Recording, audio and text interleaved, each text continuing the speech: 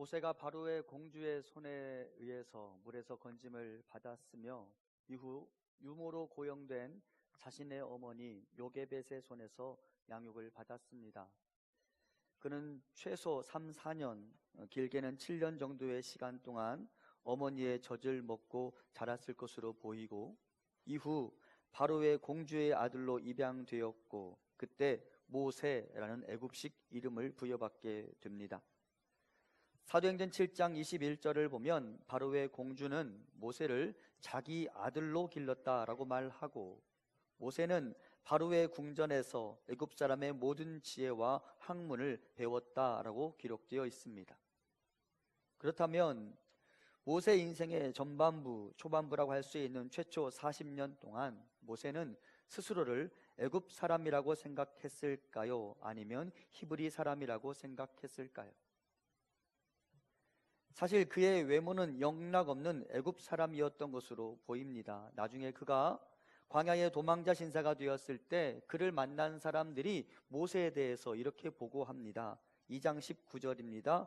그들이 이르되 한 애굽 사람이 우리를 목자들의 손에서 건져내고.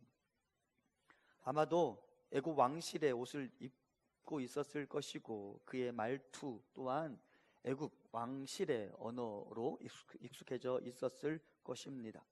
그렇다면 모세 자신도 스스로를 애굽 사람이라고 생각했을까요? 그렇지 않습니다.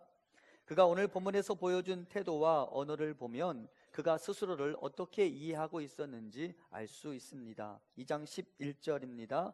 모세가 장성한 후에 한 번은 자기 형제들에게 나가서 그들이 고되게 노동하는 것을 보더니 어떤 애굽 사람이 한 히브리 사람 곧 자기 형제를 치는 것을 본지라. 모세가 히브리 사람들을 무엇이라고 부르고 있어요? 자기 형제라고 부르고 있습니다. 모세는 스스로를 히브리 사람이라고 생각했던 것입니다. 그러면 모세의 이런 자기 인식은 어디에서 비롯된 것일까요? 분명히 바로의 공주는 그를 자기 아들로 길렀습니다. 하지만 모세는 그녀의 아들이 될 수 없었습니다. 히브리서 11장 24절을 보면 모세는 스스로 바로의 공주의 아들로 불리는 것을 거절했다라고 기록되어 있습니다. 왜? 자기 자신의 정체성을 알았기 때문입니다. 자신은 하나님의 백성으로 살아가야 한다는 사실을 그가 알았기 때문입니다. 그래서인지 그는 우상의 총집합체인 바로의 궁전에 살고 있었지만 히브리 사람들의 하나님을 믿는 믿음을 가지고 있었습니다.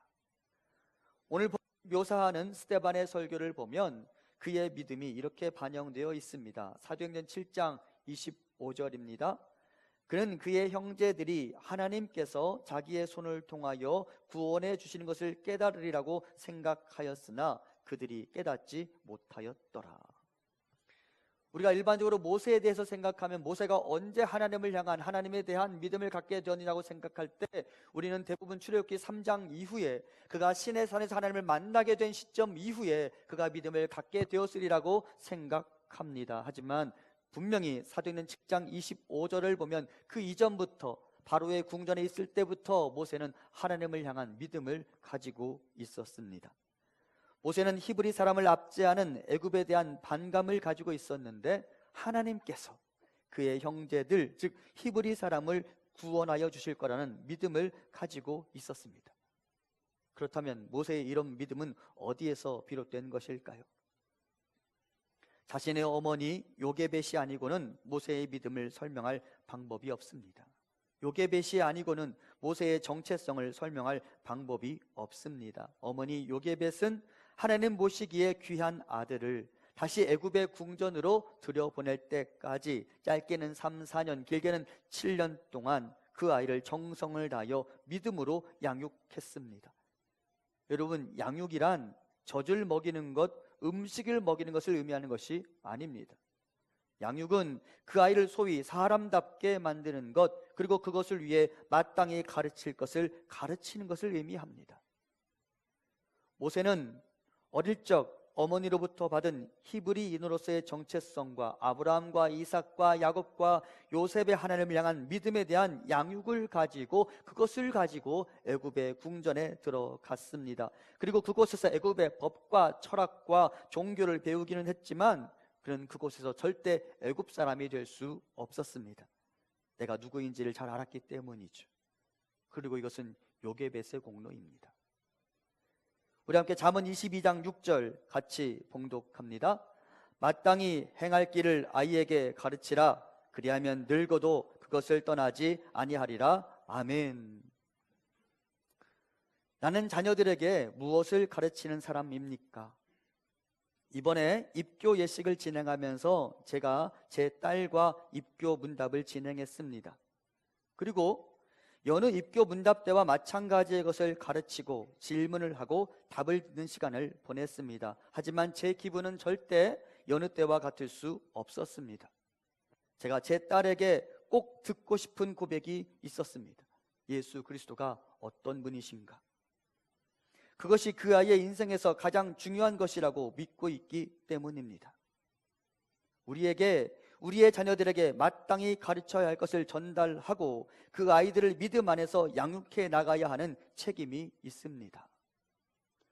한국 교회가 위기라는 말을 많이 하는데 특히 청년 공동체가 교회에서 사라지고 있는 것 때문에 많은 사람들이 고민을 하고 있습니다. 2017년 연말 기준으로 우리 교단에 9,096개 교회의 성도수가 271만 명이라고 합니다. 그렇다면 청년들의 수는 어느 정도일까요? 청년들의 수는 13만 3천 명으로 전체의 5%도 되지 않습니다.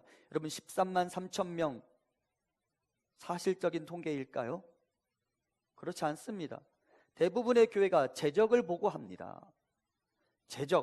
청년들 재적 수가 13만 3천 명, 전체의 5%라는 말입니다. 심각한 수준입니다. 그렇다면 어디에서 문제가 비롯된 것일까요? 교회 학교의 문제입니까? 교회 학교 시스템과 교육의 문제입니까? 물론 그렇기도 합니다. 하지만 생각해 보십시오.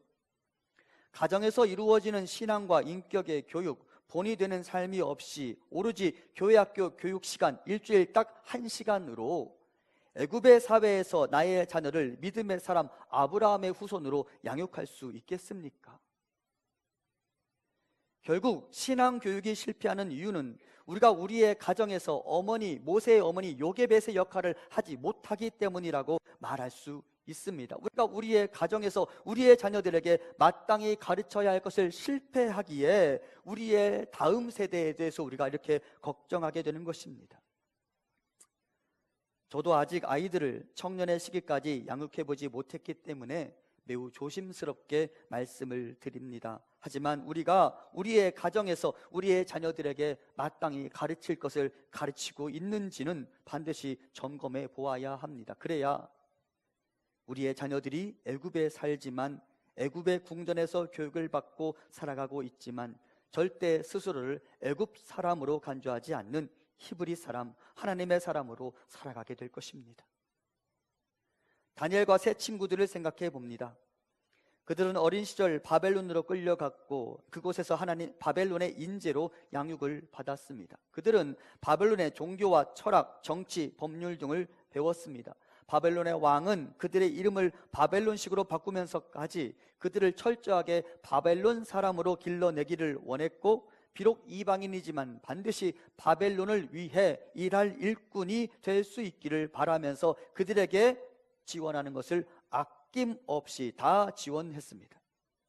하지만 어린 시절부터 하나님이 나의 재판관이시다 라는 교육을 받았던 다니엘과 그 세 친구들은 절대 자신들의 믿음을 포기하지 않았습니다. 그리고 바벨론에서도 바벨론 사람이 아닌 히브리 사람으로 살아갈 수 있었습니다. 성경을 보면 하나님은 속이는 자라는 의미를 가진 야곱의 이름을 이스라엘이라고 바꾸어 주셨습니다. 이는 하나님의 왕자라는 의미를 갖고 있습니다. 그리고 이것은 모든 믿음의 사람들의 이름이 되었습니다. 저와 여러분은 모두 영적인 이스라엘 사람들이죠. 저와 여러분은 애굽에 살고 있지만 바로의 궁전의 왕자가 아닌 하나님 나라에 속한 이스라엘, 즉 하나님 나라의 왕자와 공주입니다. 그렇다면 애굽에 살지만 애굽 사람의 방식대로 살아서는 안 되는 것 아니겠습니까? 애굽에 살지만 애굽의 신 태양신 라를 숭배하지 않으며 애굽의 임금 바로의 명령을 따라 살아가서는 안 되는 것 아니겠습니까?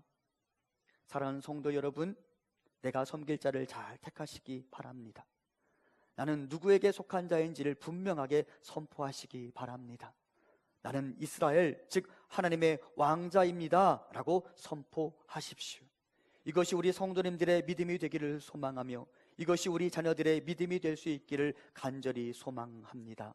이를 위해 애굽에 살지만 애굽 사람이 아닌 하나님 나라 백성으로 살아가는 믿음의 사람이 될 수 있도록 책임감을 가지고 어머니 요게벳처럼 우리의 자녀들을 믿음으로 양육해 나갈 수 있는 우리가 될 수 있기를 간절히 소망합니다. 여기 계신 분들 중에 상당수는 이미 내 품을 떠난 것 같은 자녀들을 두고 계세요. 말 들어요, 안 들어요? 저기 딸이 엄마를 치네요. 말 안 들어요. 말 잘 안 들어요. 제가 다 압니다. 말 잘 안 듣는 거. 하지만 그럼에도 우리가 포기할 수 없는 거잖아요. 그러므로 우리 자녀들을 위해 다시 기도하고 다시 기도하고 다시 기도하셨으면 좋겠습니다. 그리고 아직 말 들을 것 같은 녀석들, 그들은 그대로 내버려 두지 마십시오. 절대 그들을 그대로 내버려 두지 마십시오.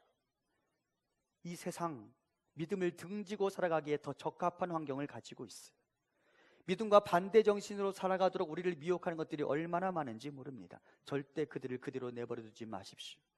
아이들에게 마땅히 가르칠 것을 가르치는 한 분 한 분의 요게벳이 될 수 있기를 간절히 소망합니다. 우리에게서 모세가 태어날 거예요. 애굽에 살지만 애굽 사람이 아닌 애굽에 살지만 히브리인처럼 살아가는 하나님 나라의 왕자로 살아가는 자녀들이 가득한 우리 교회와 가정이 될 수 있기를 간절히 소망합니다. 애굽의 왕자이지만 히브리인이었던 모세는 자신의 동족들이 당하는 고난을 외면할 수 없었습니다. 그리고 동족을 위한 구원자가 되겠다고 자청하고 동족을 괴롭히는 애굽 사람을 살해합니다. 11절과 12절입니다. 모세가 장성한 후에 한 번은 자기 형제들에게 나가서 그들이 고되게 노동하는 것을 보더니 어떤 애굽 사람이 한 히브리 사람 곧 자기 형제를 치는 것을 본지라 좌우를 살펴 사람이 없음을 보고 그 애굽 사람을 쳐 죽여 모래 속에 감추니라. 애굽 사람을 쳐서 죽였습니다. 그리고 그 일로 인해 모세는 도망자 신세가 됩니다. 사실은 모세가 고난을 자처한 것이죠. 왜? 바로의 궁전에서 히브리 민족의 고난을 알면서도 그것을 묵인하고 자기 자신만 홀로 부귀 영화를 누리며 살아가는 것이 그를 더 끔찍하게 만들었기 때문입니다.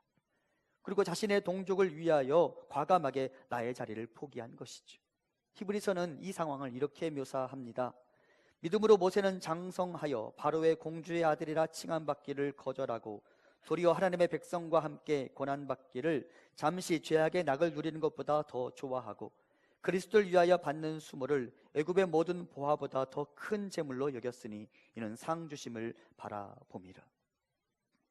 하나님은 모세가 애굽에서 왕자의 신분으로 호의호식하는 것을 죄악의 낙을 누리는 것이라고 표현하셨습니다. 모세가 왕궁에서 누린 그 모든 영광은 자신의 동족 히브리 민족이 고난 가운데 흘린 땀방울과 핏방울로 만들어진 결과물이 아니겠습니까? 하나님은 모세가 그것을 알면서도 자기의 배만 부르면 된다고 말하고 아무런 양심의 가책 없이 왕궁의 문화를 즐기는 것은 죄악의 낙을 누리는 것과 똑같다라고 말씀하셨습니다. 그리고 모세는 그 죄악의 낙을 거절하고 자신의 백성과 함께 고난받기를 자처하며 광야의 도망자 신세가 되고 맙니다. 그리고 애굽의 모든 보화를 버렸습니다. 왜? 지금 당장의 애굽의 보화보다 장차 하나님 나라에서 받을 상급을 더 귀한 것으로 여겼기 때문입니다. 여러분, 여호와를 경외한다는 것은 무엇을 의미합니까? 덜 두려워해야 될 대상보다 더 두려워해야 할 분을 두려워하는 것, 그것이 여호와를 경외하는 것이라고 말씀드렸습니다. 기억나시죠? 하지만 여러분, 여호와를 경외하는 것이란 그것 이상의 의미가 있습니다. 여호와를 경외하는 것이란 내가 누구를 즐겁게 해드릴 때 내가 더 큰 복을 받는 것인가를 잘 선택하는 것, 그것이 바로 여호와를 경외하는 것이라고 말할 수 있습니다. 십보라와 보아는 알았어요. 내가 바로를 즐겁게 하는 것보다 여호와 하나님을 즐겁게 하는 것으로 받을 상급이 더 크다라는 사실을 알았고, 그녀들은 바로보다 여호와 하나님을 선택했습니다. 그리고 성경은 그것을 믿음이라고 말합니다. 우리 함께 히브리서 11장 6절 같이 봉독합니다. 믿음이 없이는 하나님을 기쁘시게 하지 못하나니 하나님께 나아가는 자는 반드시 그가 계신 것과 또한 그가 자기를 찾는 자들에게 상 주시는 이심을 믿어야 할지니라. 아멘. 모세에게 이런 믿음이 있었습니다. 그리고 이것이 성도 믿음의 사람들의 고백이 되어야 합니다. 히브리인 하나님의 사람이란 믿음을 가진 사람이 된다는 것은 믿음을 위해 애굽의 보화를 거절할 수 있는 용기를 갖는 것을 의미합니다. 만일 내가 추구하는 애굽의 보화가 나로 하여금 하나님께 나아가는 그 길을 막아선다면, 내 발목을 잡는다면 과감하게 내 애굽의 보화를 버리는 것, 성경은 그것을 여호와를 경외하는 것이라고 이야기합니다. 계시록에 등장하는 666을 거절한 사람들을 생각해 보십시오. 요한계시록에 등장하는 믿음의 사람들은 자신의 생계를 쥐락펴락할 수 있는 상업 조직인 길드의 위협을 받고 있었습니다.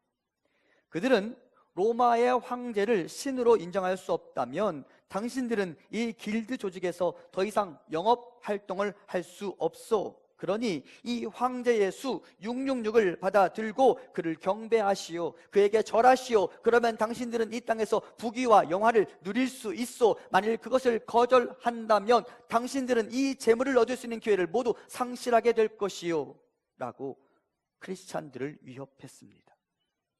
하지만 수많은 그리스도인들이, 수많은 교회와 성도들이 길드 조직의 위협에 굴하지 않고 로마 황제가 아닌 여호와 하나님을, 그리고 예수 그리스도를 믿는 믿음을 선택하고 피를 흘리고 경제적 불이익을 당하는 것을 주저하지 않았습니다. 그들은 여러 위협 속에서도 내가 경외해야 할 하나님을 선택하고 그분의 영원한 복을 갈망했습니다.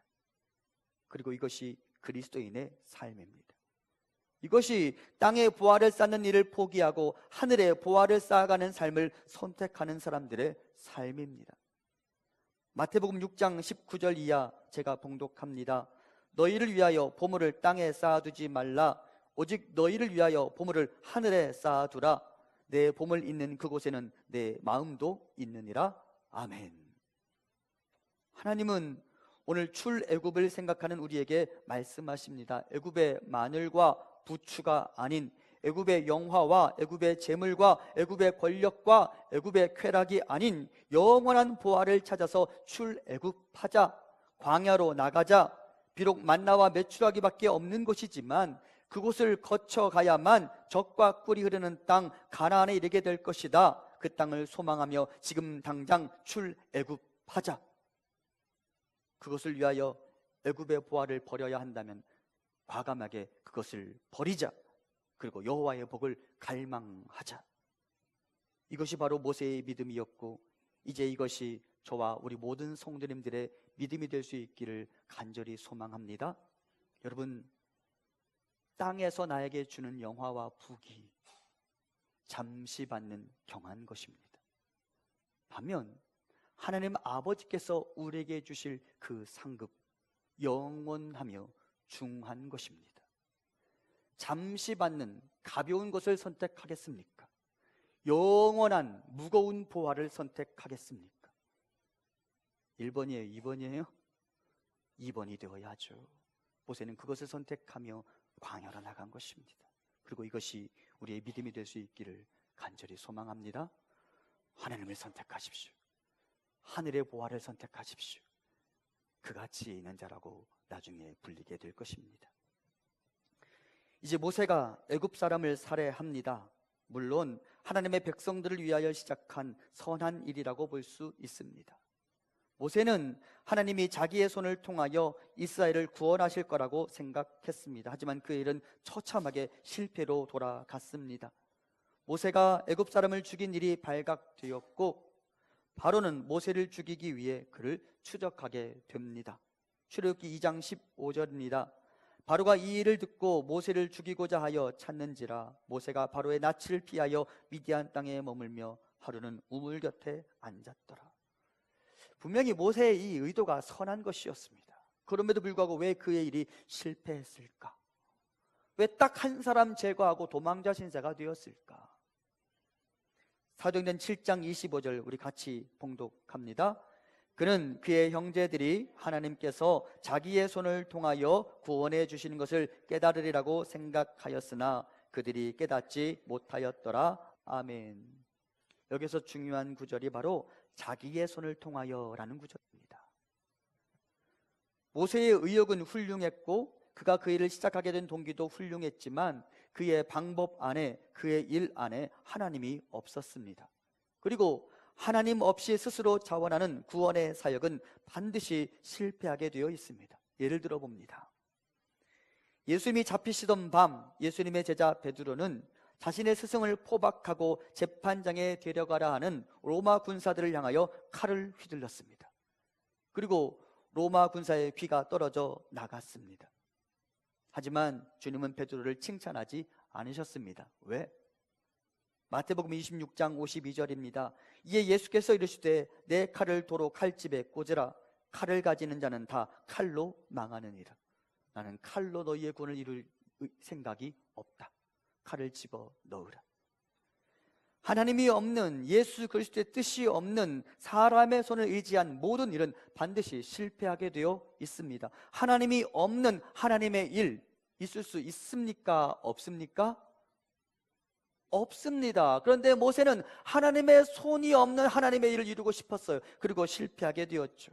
하나님의 일의 주체는 언제나 하나님이셔야 합니다. 왜? 하나님 없는 하나님의 일이 결코 의를 이룰 수 없기 때문입니다. 사람의 손에 피가 가득 묻어 있는데 그 피 묻은 손으로 어떻게 하나님의 의를 이룰 수 있단 말입니까?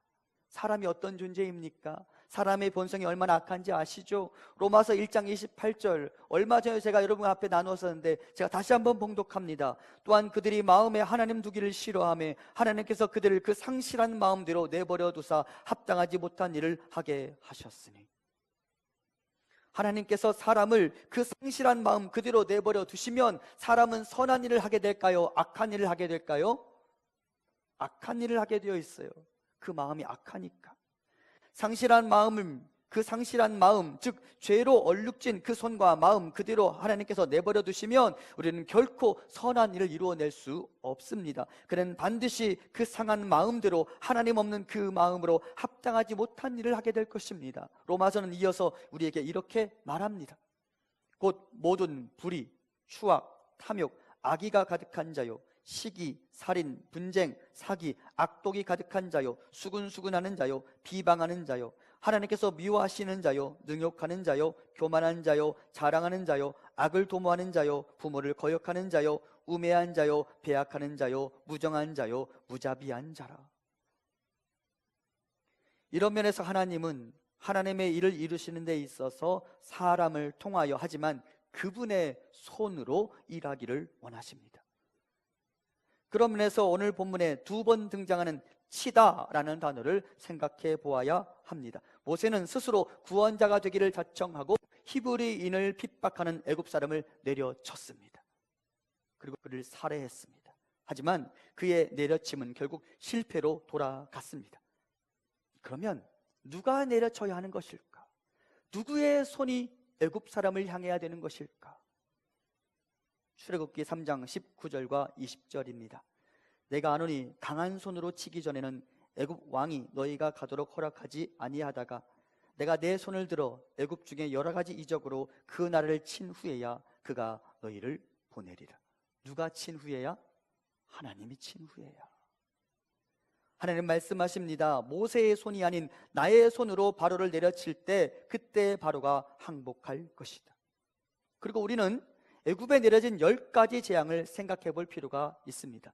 전체 10가지 재앙 중 9번째 재앙까지는 모세가 바로 앞에 서서 그에게 경고하면 바로가 그 말을 듣지 않고 그때 모세가 지팡이를 들고 하나님의 말씀대로 선포할 때에 하나님께서 애굽에 재앙을 내리는 방식으로 전개되었습니다. 되었습니다. 대표적으로 출애굽기 9장 23절을 봅니다.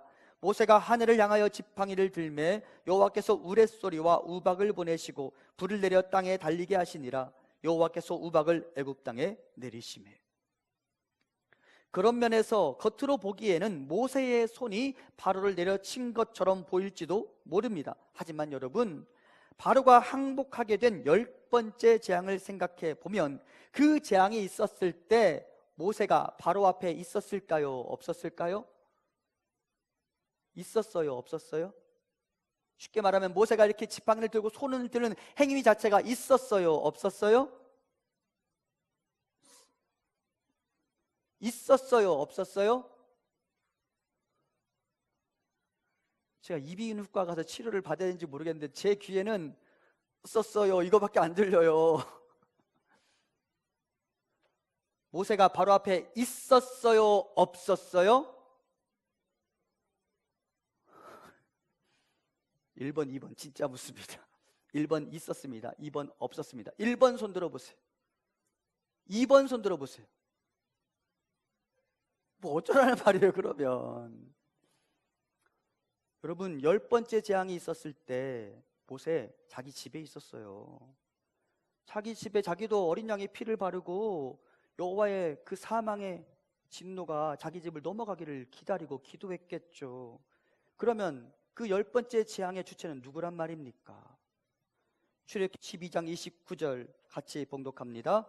밤중에 여호와께서 애굽 땅에서 모든 처음 난 것 곧 왕 위에 앉은 바로의 장자로부터 옥에 갇힌 사람의 장자까지와 가축의 처음 난 것을 다 치시매. 누가 치셨어요? 여호와께서, 하나님께서. 여호와께서 밤중에 애굽 온 땅에 처음 난 것을 직접 치셨습니다. 그리고 바로가 항복했습니다. 여러분 기억하세요. 모세가 자기 손으로 애굽 사람을 내려쳤을 때는 실패했지만 하나님께서 애굽 사람을 내리치셨을 때는 바로가 항복하게 되었습니다. 자기의 손을 의지한 구원의 시도는 실패했고 여호와 하나님이 행하신 구원은 성공했습니다. 이것이 하나님의 일하심의 방법입니다. 하나님은 하나님의 손을 의지하는 사람을 사용하십니다. 기드온이라는 사사가 통치하던 시절을 생각해 봅니다.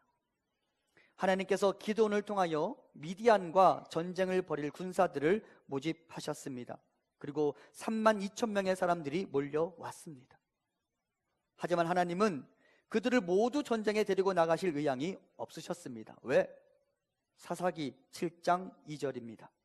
여호와께서 기드온에게 이르시되 너를 따르는 백성이 너무 많은즉 내가 그들의 손에 미디안 사람을 넘겨주지 아니하리니 이는 이스라엘이 나를 거슬러 스스로 자랑하기를 내 손이 나를 구원하였다 할까 함이니라. 이스라엘이 자신의 손으로 스스로 구원하였다고 자랑하게 될까봐, 그리고 그것으로 여호와 하나님을 버리고 스스로의 힘을 의지하게 될까봐 하나님은 많은 사람들을 돌려보내라고 하셨습니다. 그리고 결국 몇 명이 남았습니까? 300명이 남았습니다. 자, 그러면 이 300명이 상대해야 하는 적군의 수는 얼마였을까요? 3만 2천 명이 왔을 때 하나님께서 3만 2천 명을 거의 다 돌려보내고 300명만 남기셨어요. 그러면 이 300명이 상대해야 되는 적군의 숫자는 얼마였을까? 사사기 7장 12절입니다. 미디안과 아말렉과 동방의 모든 사람들이 골짜기에 누웠는데 메뚜기의 많은 수와 같고 그들의 낙타의 수가 많아 해변에 모래가 많음 같은지라. 그런데도 하나님은 단 300명의 사람들만 남기셨습니다. 그리고 그 전쟁에서 승리하셨습니다. 하나님은 메뚜기 떼와 같은 사람들을 상대할 때 너희에게 3만 2천 명의 사람들이 필요하다고 말씀하지 않으십니다. 단 300명이면 된다라고 말씀하십니다. 단 300명이라도 여호와의 손과 함께 한다면 반드시 승리한다라고 말씀하십니다. 결국은 누구의 손으로 일하느냐의 차이가 아니겠습니까? 모세는 자신의 손으로 스스로 구원자를 자청했지만 실패했고 한 사람을 때려 눕혔지만 바로 앞에서 도망자 신세가 되고 말았습니다. 하지만 그가 여호와 하나님의 손을 의지하여 바로 앞에 섰을 때 그는 바로 앞에서 당당할 수 있었고 결국은 바로의 항복을 받아낼 수 있었습니다. 똑같이 바로 앞에 있었지만 어떤 때는 실패하고 어떤 때는 성공, 했습니다. 무엇의 차이냐? 누구의 손을 의지하느냐의 차이인 거예요.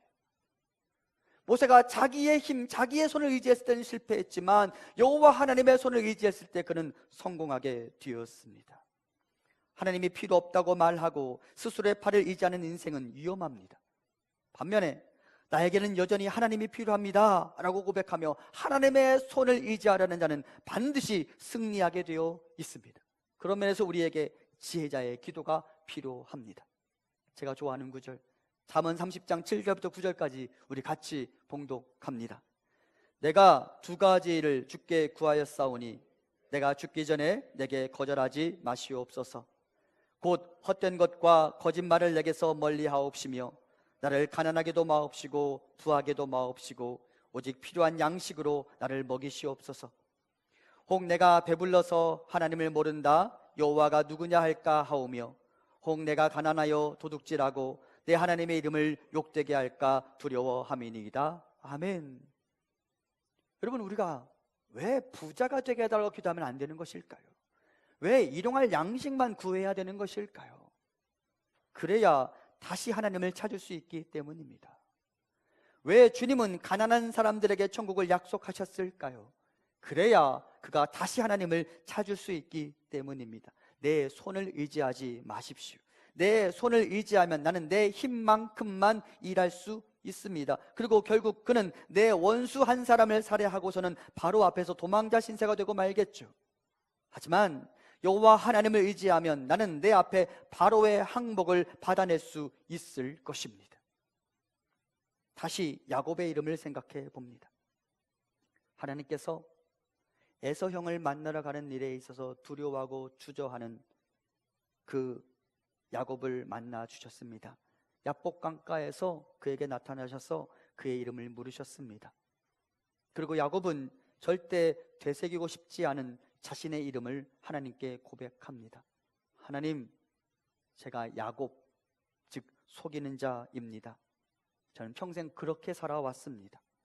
아버지의 인정을 받기 위해, 사랑하는 사람을 얻기 위해, 삼촌 라반의 횡포로부터 나와 내 가족을 지키기 위해 나 자신의 지혜와 모략을 의지하며 내 손의 힘을 의지하며 그렇게 치열하게 평생을 속이는 자로 살아왔습니다. 그렇게 살아야만 했습니다. 그런데 그래도 행복하지 않았습니다. 그리고 지금도 두렵습니다. 그리고 하나님은 그렇게 고백하는 야곱, 자신의 힘과 지혜를 다 동원하여 자신의 행복을 쟁취하려 해보았지만 절대 행복할 수 없었던 야곱에게 이렇게 말씀하십니다. 창세기 32장 28절 같이 봉독합니다. 그가 이르되 내 이름을 다시는 야곱이라 부를 것이 아니요 이스라엘이라 부를 것이니. 아멘. 하나님이 말씀하셨습니다. 야곱아, 지금까지는 내가 내 힘으로 살아왔지만 이제는 내가 너에게 새로운 삶을 만들어 갈 것이다. 그리고 내가 너에게 이제 새로운 이름을 준다. 너는 더 이상 야곱이 아니다. 이제 너는 이스라엘, 즉 하나님이 싸우신다라는 이름으로 살아가거라. 이제부터는 내가 너를 위하여 싸울 것이다. 이제부터는 내가 나의 힘으로 너를 위해 싸울 것이다. 야곱아, 이제 너 스스로의 힘을 의지하며 그렇게 살아가지 않아도 된단다. 내가 대신 싸우겠다. 이제 너의 실패를 딛고 새로운 삶, 이스라엘의 삶으로 살아가자.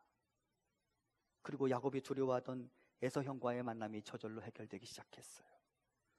여러분, 내 힘을 의지하며 살아갈 때는 철저하게 실패할 수밖에 없던 야곱이 이스라엘, 하나님의 힘으로 살아가자 그의 인생의 길이 열리는 것을 경험했습니다. 여러분, 이제 누구의 힘을 의지하여, 누구의 손을 의지하며 살아가시겠습니까? 이것이 바로 모세의 실패가 우리에게 주는 교훈이며 이것이 우리의 새로운 믿음의 다짐이 되어야 합니다. 이제 자기의 손을 의지하여를 포기하고 야곱의 인생을 버리고 이스라엘로 살아가는 우리 모두가 될 수 있기를 간절히 소망합니다. 그분의 손이 나를 위해 일하시도록 간구하고 그분의 손을 의지하며 살아가십시오. 그러면 나는 더 이상 바로 앞에서 도망자로 살아가지 아니하고 내 앞에 있는 바로의 항복을 받아내게 될 것입니다. 자기의 힘을 의지하였다가 바로 앞에서 도망자 신세가 되었던 그 인생 초반부의 모세가 아닌 하나님의 힘을 의지하여 하나님의 백성들과 함께 출애굽에 성공했던 노년의 모세의 삶을 살아가는 우리 모두가 될 수 있기를 간절히 소망합니다.